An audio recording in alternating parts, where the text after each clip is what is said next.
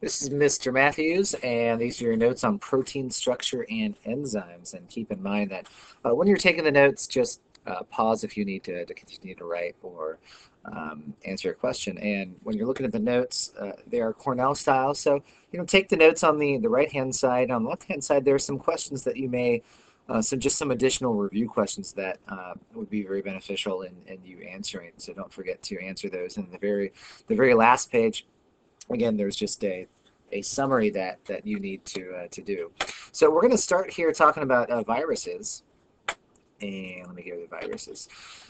Viruses, are they alive? And that's always a debatable question. But they're not. Viruses are not alive. They're non-living infectious particles. They can cause some infectious diseases, but they do have proteins. They have a protein coat that surrounds either DNA or RNA, and they are found within living cells. They're not alive because they can't reproduce by themselves, but they are found within living things, and they're super itty bitty compared to cells. And one of the main features is they cannot reproduce by themselves, which does not make them a living factor. Now let's take a look at Ebola. All right, Ebola's been in the news recently, and this is a virus. It's a filovirus, and that just is the name of the shape of it.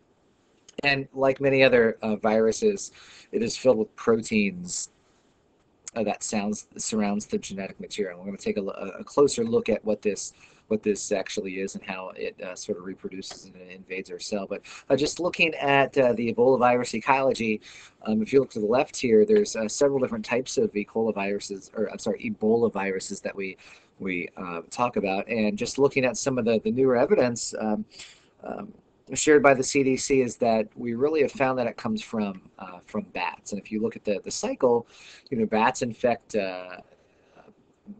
can infect apes, can infect deer, and we get a sort of a cycle. And once it is transmitted to humans, and however it gets transmitted by either the bat itself or any one of the other organisms, it's transmitted human to human. So here's a little bit of where it originated from and how it gets transmitted from living thing to human. We're, and I want to just highlight this just briefly. We still don't know how the virus first passed to humans, triggering this human-to-human interaction. And that's kind of what we're looking at. We do know it evolved from bats, and we're still kind of unsure how humans got it from either bats or wherever. But human-to-human transmission is the how it actually goes from humans to humans. Looking at the infection cycle itself, you have uh, these proteins these glycoproteins, the type of protein it uses to attach to the host, it kind of invades the cell membrane, and once it gets engulfed in the cell membrane, these little proteins are involved in the transcription process, which really is involved in sort of the DNA, and then the cell sort of kind of bursts and release more of these glycoproteins and these little viral particles. Um, the glycoproteins really are sort of a lock and key model. They gain entry to the cell. That's their whole purpose, is they gain that entry so the DNA or RNA can kind of work. But if the person really fights off the Ebola, your body produces what are called antibodies that actually bind to the glycoproteins and just prevent it from entering the cell, just like in the picture below here. And ZMAP scientists were able to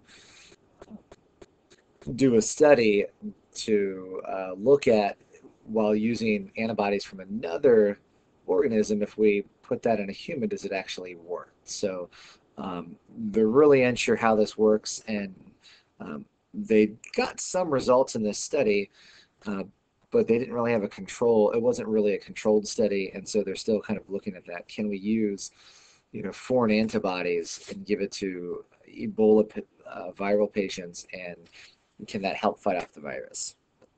Or could we use this as some sort of like vaccine? Looking at, I'm going to shift because we just, brought up proteins and their role in viruses in general, and we'll talk more about infectious disease as the course goes on. But I wanted to bring up the Ebola virus since we will be talking about that even in closer detail throughout class. But let's just back up and talk about proteins. It's a really important macromolecule that's made up of a chain of amino acids, right? You eat certain proteins, or if you have protein in your diet, whatever organism that you're eating, you're when we say you're eating that protein, it's really just a chain of amino acids that you're eating. Your body breaks apart those amino acids and then puts them in the right order to make human protein. And that's what we call protein synthesis, which we'll get to later in the class. But for this, for the sake of right now, just understand that proteins are made of amino acids, and then proteins have many functions within the body. Right? Proteins are used for structure and support. They're used to help transport materials in and around the body. Hemoglobin helps does that, and they act as enzymes, which that's really going to be the focus of the rest of these notes. They act as enzymes. They control chemical reactions.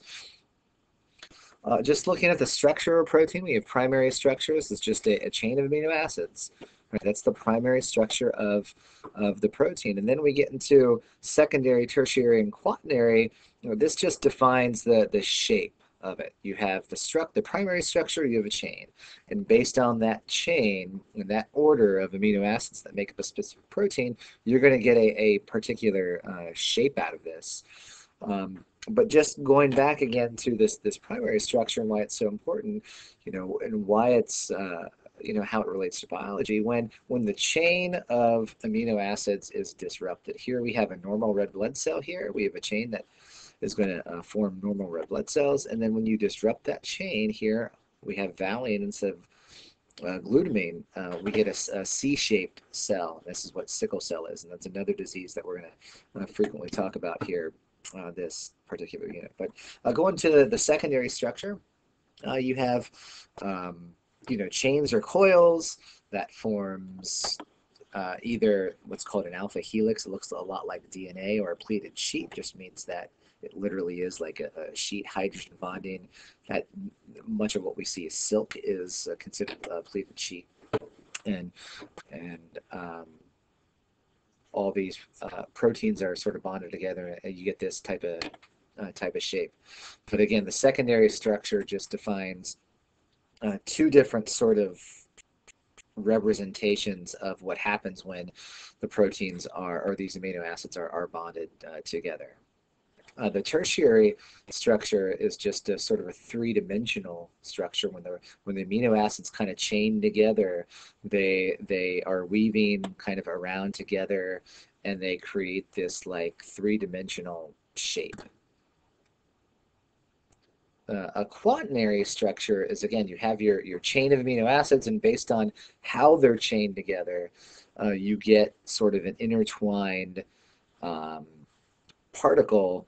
And oftentimes we see collagen or hemoglobin be this quaternary structure. This is just how the chain of amino acids is actually lined up that causes this shape. And of course, these shapes have major implications in helping our body run through some of these either building structures or carrying out chemical reactions.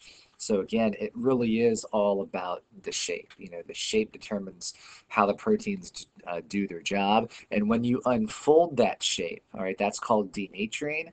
And when you denature a protein, the protein can't do its job. So it can't help build molecules. It can't help go through the chemical reactions in our body, and that's a problem. So we're going to really talk about some of these chemical reactions the rest of the notes here. But again, just going back, the shape really determines what the protein's going to do, and then if the shape is unfolded, if the shape is disrupted, then the protein can't do its job. That's sort of what you need to take away from this.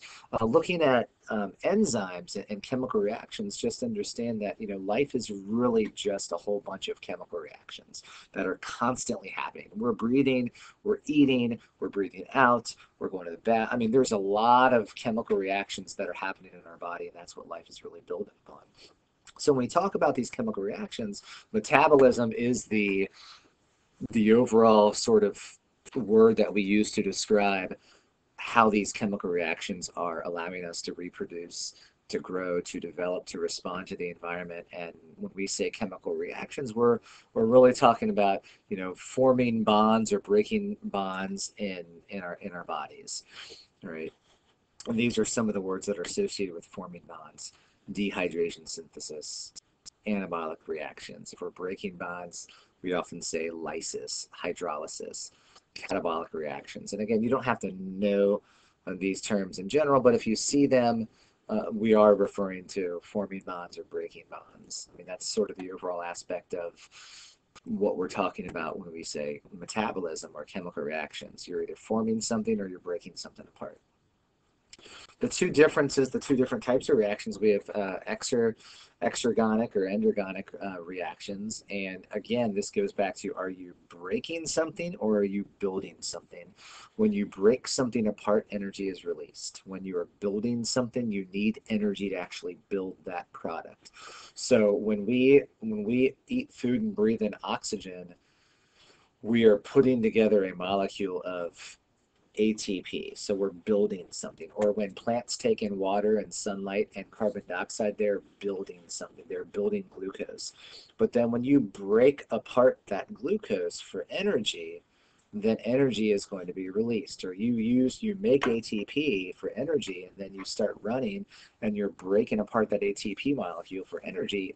Energy is released. All right. And heat also escapes. And we talked a lot about that as you move up the food chain. That's why there's not as much energy available. So spontaneous reactions, if reactions, looking at this graph, we have the reactant that we need some energy, and then energy is released.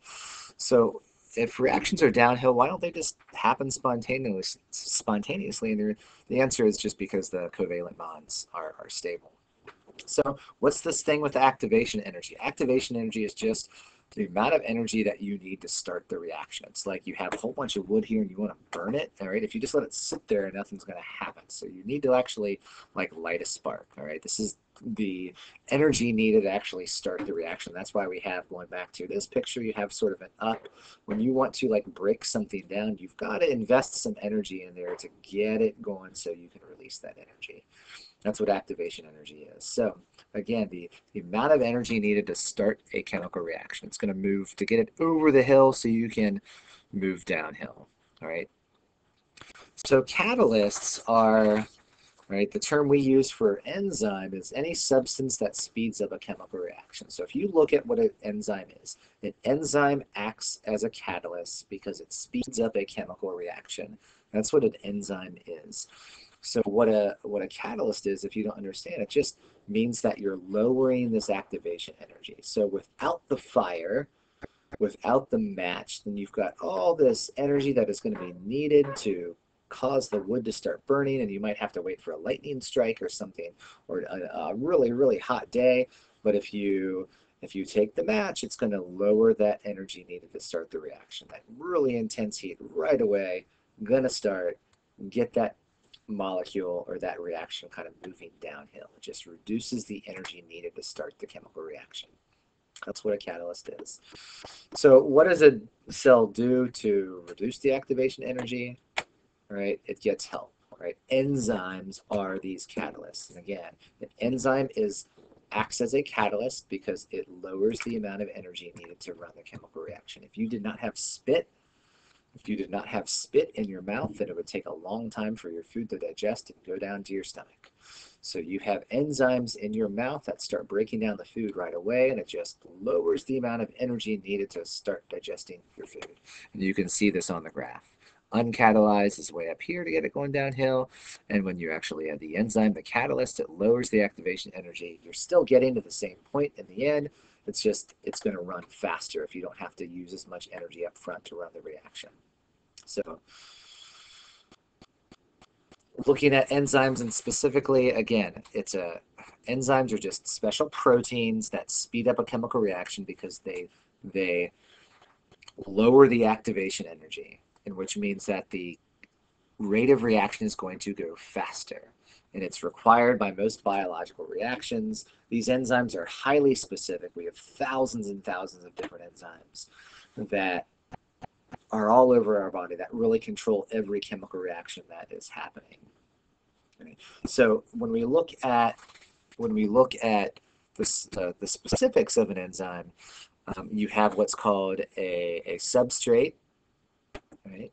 And you have what's called an active site. So the active site is where the substrate is going to bind to the enzyme. So let's say we want to make glucose. So you have water and carbon dioxide, and with the energy of sunlight, you're going to get, let's say this is water, this is this is water, this is carbon dioxide. The enzyme is going to run the reaction. You're going to get glucose in the end. You'll bind those together and you'll get glucose. Okay, and so the active site is just where the water and the carbon dioxide is going to bind. So the product in the end is what you're actually making. So the glucose in the end. So you add water, you add carbon dioxide, you get glucose. Right? Enzymes are kind of making that all work. So we call that the lock and key model. Enzymes are very specific to what they're acting on. Right? Again, the enzyme the material that the enzyme is going to act on is called the substrate. Right? So if we want to break apart glucose, we eat food, right? So when we eat food, that's the substrate. That's what we need to break down for energy. So that is what enzymes are going to be bonding to.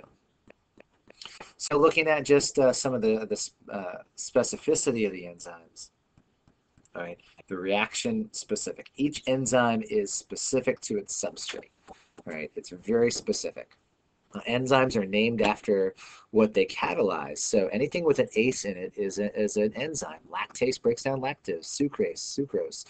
Protease breaks down proteins. Lipases break down lipids. DNA polymerase, when we talk about DNA replication, builds DNA. Pepsin breaks down proteins for polypeptides.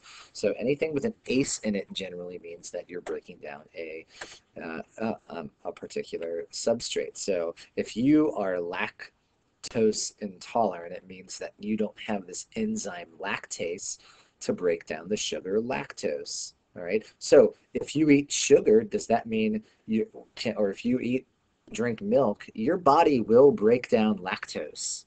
It will. It just means that it's going to take a longer time for it to do, and in that process, the chemical reaction doesn't run as efficiently. So that is why people get bloated, and that's why people maybe have to supplement by taking medicine to help break down lactose.